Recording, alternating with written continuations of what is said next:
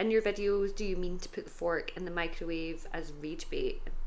I thought it would be good to come on and do a bit of a Q&A on here because I've got some new followers recently and I haven't really properly introduced myself. I don't know how many of the followers have come over from my short form content, who's come from like TikTok, who's come from Instagram, and who's just come from like seeing my YouTube videos.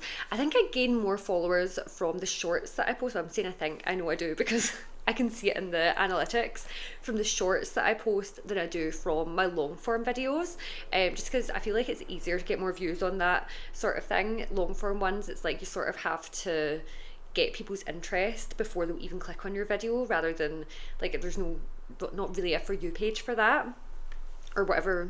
I don't know what it's called on here, but I'm Robin and I post food videos, lifestyle, like reviews, what I eat in a day, things like that, and just vlogs. My what I eat in a day videos, I would say, are just vlogs. Like, it's sort of centered around the food, but I also show what I'm doing as well and like the lifestyle aspect of it too. It's just that I quite like to have it center around the food. I don't know why, that's the sort of thing that I like to watch. I'm quite bad for forgetting to post things on YouTube sometimes though. Like, not all of my short videos end up getting posted on here. I post every single day on TikTok specifically because that's the one that pays me, to be honest. I'm not in the creator fund yet for YouTube. I need to get my long form video views up to, I think it's 3,000 hours, not 3,000 views, but 3,000 hours of watch time, which I'm sort of slowly creeping up to. But I don't know how I got into this. I've not even started the Q&A. I'm actually waiting for my iPad to charge so I can use that to read the questions off of. It charges really slowly, but I just remembered that I got this adapter for my laptop. I could just read them off the laptop, but it's like not as easy to hold that. So I can charge it in this. This has been amazing. I love the laptop. That's the best investment I've ever made. Editing on it is just, it takes longer to edit on it, but the videos come out in such better quality. Like everything, I bought it mainly for editing YouTube videos because I was like, oh, they're coming out such poor quality editing them on my phone. And it's the same I didn't expect my short form videos to come out better. I edited a short form video on it just purely because I'd finished editing my YouTube video and I wanted to play with my laptop some more because I'd just gotten it. And then I was like, oh, I'm annoyed at myself for not doing this sooner, because like not buying the laptop sooner, because my videos come out so clear, like the picture is so good compared to when I was editing on my phone. So I wish I'd done it sooner. It was such a good investment for me to make. Okay, I feel like so privileged because I've got an iPad and my MacBook both sitting here and I'm filming on my iPhone, and I guess that means I am privileged, but the iPad was free. As if that makes me not privileged. I got the iPad from Woucher. That was in like a sort of affiliate collab that I did with them. So it's a refurbished, like really old iPad that you would normally be able to buy through Woucher for, I think it was £70. It's a really old model, but say if you're like me, and honestly most people, I think the majority of people are the same as me, you're only going to use it to like watch videos, watch YouTube and watch things on like Netflix and stuff when you're on a flight, like, or I'll take it into the bathroom when I'm in a bath, like I'll have it sat on the toilet like with the lid down and watch something on that.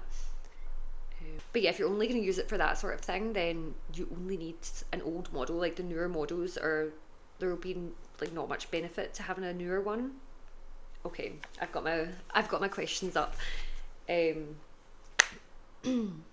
What's the worst meal you've had recently?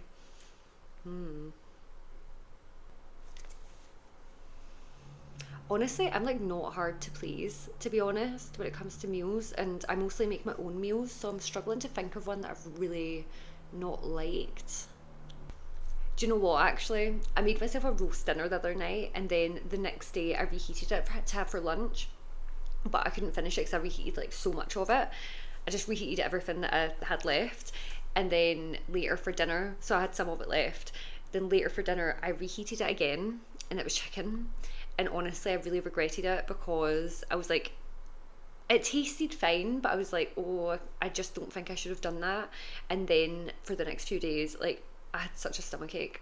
That's as much as I'm gonna say. Like, I really didn't feel great, so maybe I'd say that, because I feel like people might think I'm quite fake sometimes in my reviews, because I'm like, oh, it's really nice, but for one, if I really don't like a place, I go to a place and I actually like really don't like it, I just wouldn't post the review normally. Like I don't want to post a negative review unless it was like they were really horrible to me or something. Like I don't know, maybe I would. I've never done that, but like I just, it's not nice. I mean, I'm sure people appreciate negative reviews sometimes, like not the business obviously, but like the viewers, because it's honest and it's like it tells them not to go there, but then maybe they would have gone there and liked it. So I don't know.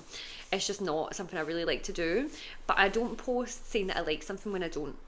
Like, even if it's gifted, I feel like people don't, I think a lot of people don't realise, unless it's paid and there's a contract involved, like a gifted collab is normally when organising a gifted collaboration, either the business or the influencer will specify it's being done with no obligation to post, or they're not going to get like a dedicated video for it. Like I'll sometimes do a dedicated video for a gifted collab, but mainly just if there's something really interesting about it that I think will like get more views because it's interesting, like something unique about the place, because then I'll benefit from it obviously, because it's like I'm getting extra views. I'll either get money on the TikTok creator fund, or I'll get like more followers and like engagement and stuff because it's an interesting place.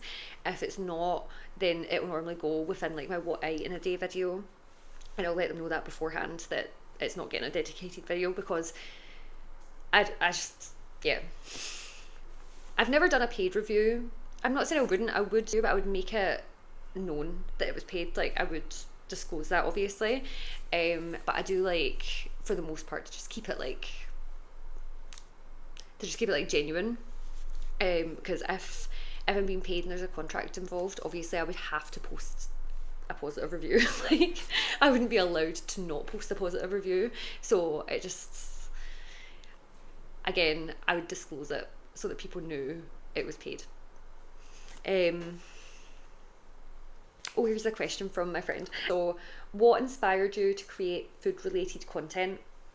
Honestly, because that's what I watched. Like, that was the main stuff that I watched. I was obsessed with like Trisha Paytas and Steph Pappas, and like obviously they were mukbangers, which isn't what I do. I do like just showing the food and reviewing the food and stuff like that. But that sort of thing is what I enjoy watching. So obviously when I like watching something, it makes me want to make and post it as well.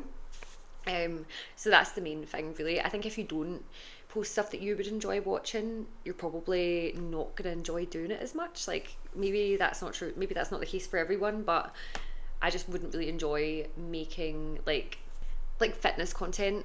I like including a little bit of that in my vlogs, like where I'm like, oh, I'm going to the gym or I'm doing this and that, but just filming my workout and posting that and giving like advice on it. Obviously I'm not qualified to do that, but even if I was, that's not, I don't think I would even enjoy that. Or like I'm trying to think of other things that people make. There's so many different niches that people have.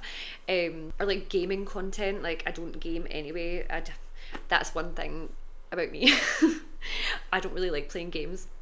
I don't have games on my phone, other than, this is going to make me sound like such a pick me, but the only games I have on my phone are like the chess app and Sudoku, like that sort of thing. I just find them, I don't know how to explain it, I just find them boring.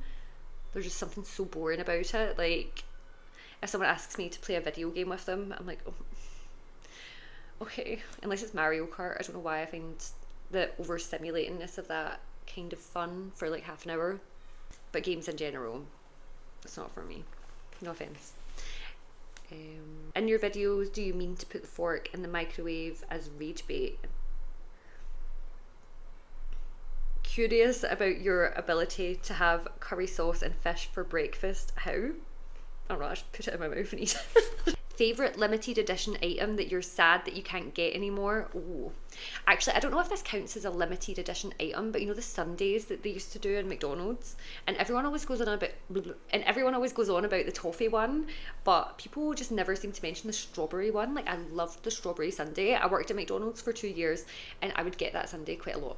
Like I was quite on my breaks, because I was a little bit, as much as it seems like I don't care about my diet, I do care to an extent. And I didn't want to be eating like a big McDonald's meal every single day. So I would normally not get fries. I would get them like here and there, and I would get like the grilled chicken wrap a lot of the time, or the grilled chicken sandwich they used to do. They used to have like, I can't remember what it was called, but that was really good. But when I was treating myself, I would get the crispy chicken sandwich, which was like the long sandwich that they don't do anymore. It was like a sub sort of shape. I don't know. I cannot remember what it was called. I think it was just called the crispy chicken sandwich. And I would get fries with it and a strawberry sundae. That would be, because you would get a medium meal with a dessert for free on your lunch break. But I didn't get it every day. What's another limited edition item? 5-year plan. Okay, that's really difficult because I think a lot of my things are like, I could go this way, I could go that way, I could go that way. Like, I feel like I'm at a point in my life where like it could go either way. I'm 31 and I do want to have kids, but there are things that I still want to do and there are things my boyfriend still wants to do. So that's not, I don't plan on doing that in the next few years, but next 5 years, like near the end of that 5 years, because yeah, so that's part of it. And then I would love to live in London. Me and my boyfriend have both talked about this. That would be fun. I feel like I would need to experience that before having kids if I'm ever going to. Because I wouldn't really want to raise kids in London. I wouldn't mind for the first couple years, but not once they're like in school and stuff. What else? Finish my qualification, obviously. I'm hoping to do that within the next year, less than a year really. If I pass I've only got 2 exams left to do. So if I pass them first time, I should be qualified by next April, because I'm doing it quite slowly. Is there anything else in my 5-year plan? I mean, obviously I want to like grow my channels and stuff like that, but I mean 5 years is such a long time. It's hard to really say what my plan is for that for 5 years. I think of that in more short-term goals. Like, I'm almost at 30,000 on TikTok and I'm at 22,500 followers on Instagram, and I'm really hoping to grow my YouTube. Like, I really like to grow, like, in terms of long form content. I would like to do that. What is your boyfriend's job? Is he still planning on moving to London? So he works in the Parliament. I won't go into detail because it's obviously like his private life, but he's always been really interested in politics. But that's all of the questions that I'm really wanting to answer, because you do get some silly ones that I don't really want to say.